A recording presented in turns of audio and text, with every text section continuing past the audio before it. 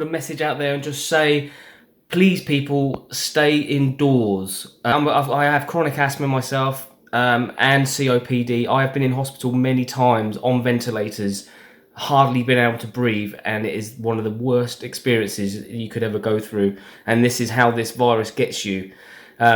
Children are now dying, so please just stay indoors and follow the rules. That's all you got to do.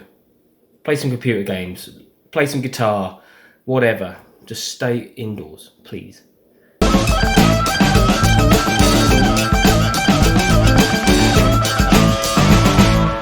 Hank, Hector. Hey everybody, welcome back to the channel. If you're new to the channel, then welcome to the channel. Alright, so it's a little bit of a different scenery for you. I'm not in my studio, I'm in my kitchen.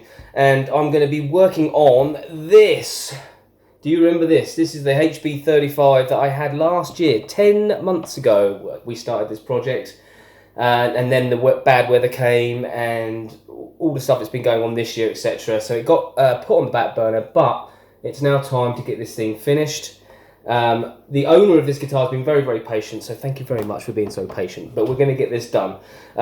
So the stage it's at, I will make a playlist of the other videos and how it got to this stage. Anyway, so we've got basically a purple back and sides, and then we've got like a green purple burst on the front.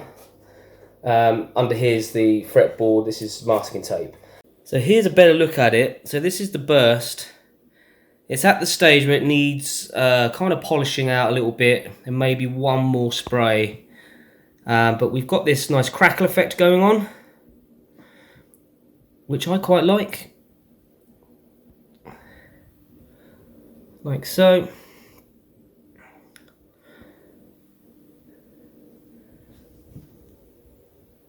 What I'm gonna do now is I'm gonna lightly sand this with, I've got some 2500.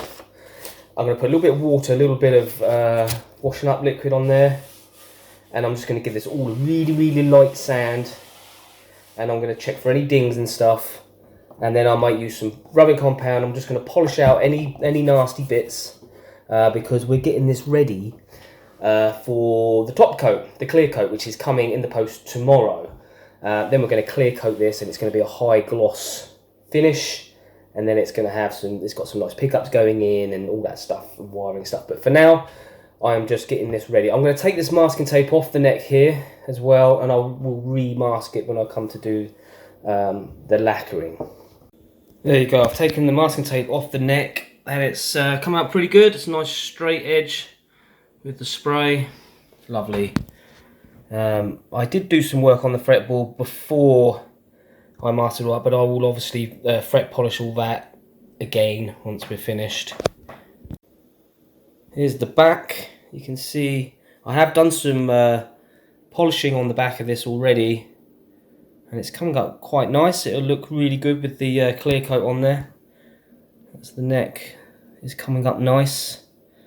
I think, I can't remember, but I think it actually did have some clear coat put on it, which will obviously have to be buffed now for the new clear coat, but you can see how it's going to come up looking pretty good. Just out of interest, I got the crackle effect by spraying it and then applying heat. Have to be very, very careful though, because this is a hollow body guitar. You have to be careful with any guitar really, and by spraying a coat and then applying heat and then spraying another coat, and applying heat, you can get this nice crackle effect going on.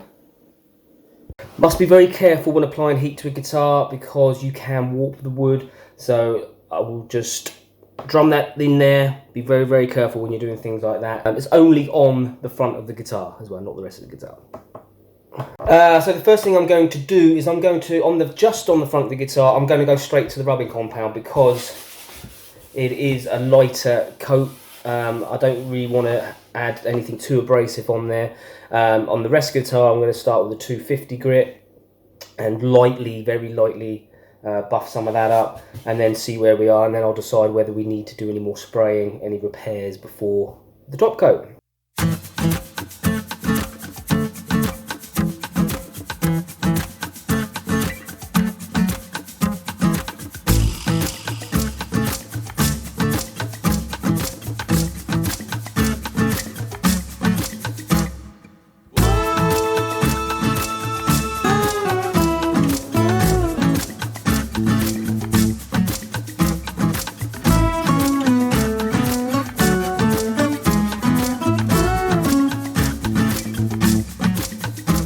So I've been at this now for about 40 minutes. It's a long old process, you've got to take your time, but as you can see, the rubbing compound is making the green really pop, which is the idea.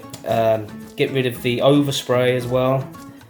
I'm really digging that. And what's happening as well is some of the purple paint, as I'm polishing, is bleeding into the cracks, and that's kind of the idea, is to bring out that crackage to make it look like it's bled up into the green. So we'll keep going with that. There's another thing I can do to make that a little bit more obvious as well, which I'll do once I've finished polishing, but I'm just going to carry on. I'm almost there with the front. There is a few dings here and there. There's like a ding there and one here, as you can see it, which I will need to repair.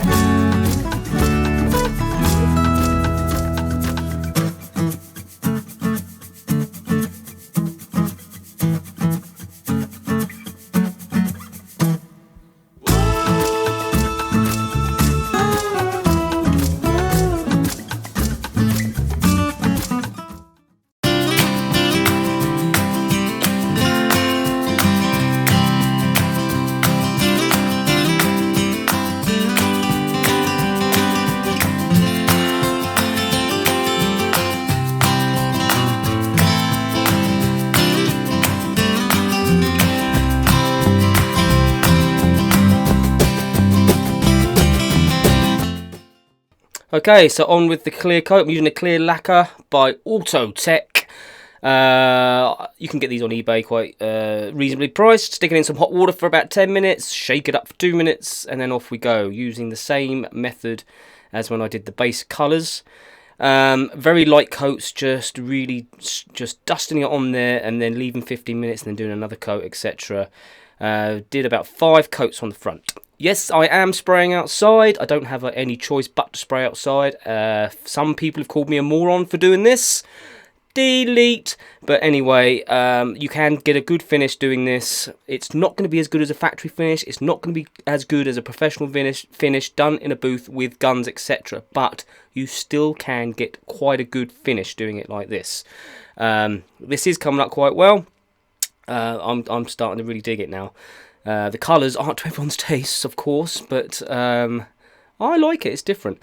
So that was 5 coats on the front and then left overnight. And now this is the next day. I've come out and I'm doing the back and the neck, etc., etc. Same again, just going round, just really lightly dusting the lacquer on.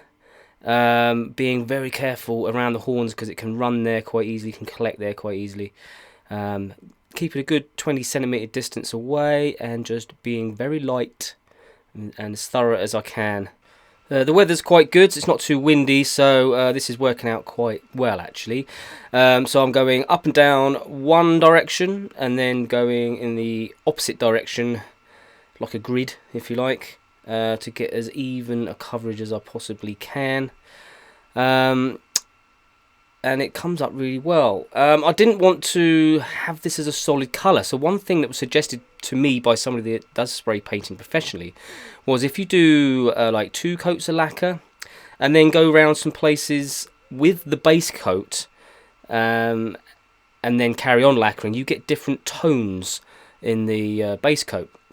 And you can see on the neck there, I've done that in the middle. So I've done like 2 coats of lacquer and then sprayed it in the middle and then carried on lacquering. So you get like a darker purple into a lighter purple into a darker purple again. And once I'm satisfied with all of this, I did exactly the same with the body as well. And I went round the edges this is after about 3 coats of lacquer. I went round the edges with the base coat again, just lightly spraying, and then lacquered a couple more coats. And what this does is that it gives it kind of like a 2-tone effect, almost like a burst into the purple. Also gives some overspray, so you get some like purple fleck in the paint as well, which I quite like. So then it just makes it a bit more interesting rather than just having it as a solid purple colour, which made it look more like a toy. These are the pickups that are going to be going in it. These are Jim Root signature pickups, which the owner of the guitar sent to me, and the rest of the hardware is going to be all black. So black knobs, black tuners, black bridge, tailpiece, and everything else. There you go. Alright then, so that's where we are with the HB35 refinish. That's now going to be left for, I'm probably going to leave it for a few days. I'm going to try and not touch it, let it go rock hard, and then give it a good polish up, and then get on with the wiring, etc. So, if you do like this kind of video, then please do like, comment, and subscribe. It helps me out in a big way. And for now, there's only one thing left to say, and that is peace. Until next time, cue the jingle. 1, 2, 3, 4. If you like my YouTube show, hit like and comment and get involved. If you dig my vibe, then hit subscribe and never miss an episode of my YouTube show.